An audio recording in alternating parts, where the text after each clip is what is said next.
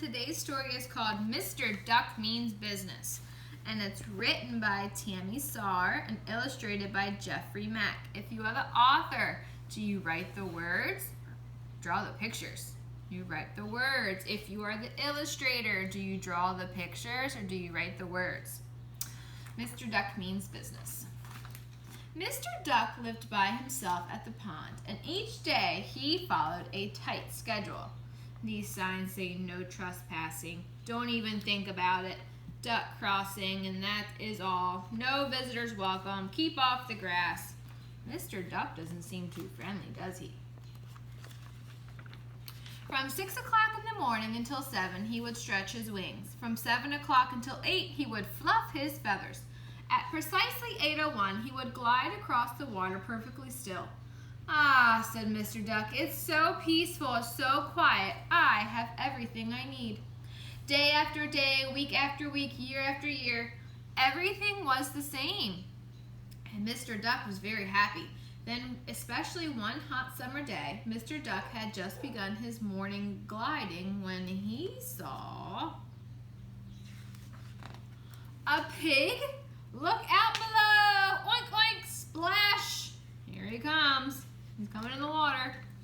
Mr. Duck sputtered. He muttered. He tail-o-tuttered. How does he look? He doesn't look too happy. But Pig did not get the message.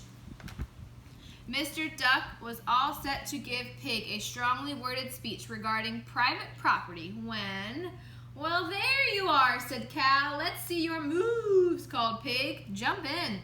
"You don't mind, do you, Mr. Duck?" said Cow as she plowed past him. "Moo," and splash! Here comes the cow. Mr. Duck grumbled, he mumbled, he flip-flop fumbled, but Pig and Cow did not get the message. They're having fun, aren't they? Mr. Duck was all set to let them have what's what when, "Hey," said Goat, "we've been looking all over for you." "Anyone up for a game of Marco Polo?" called Pig.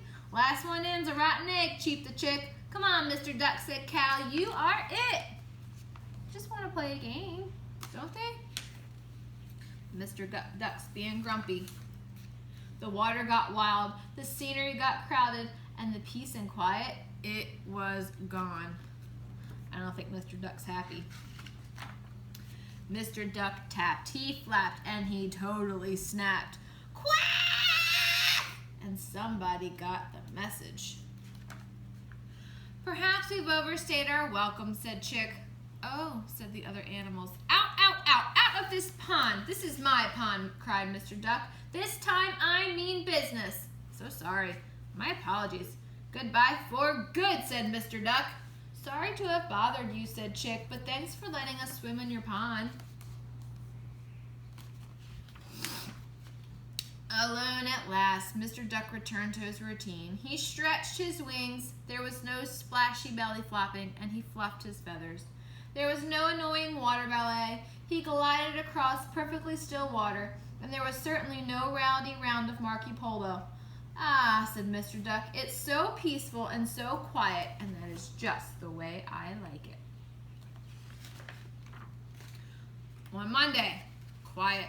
On Tuesday, very quiet. On Wednesday, peaceful. On Thursday, very peaceful. On Friday, yawn.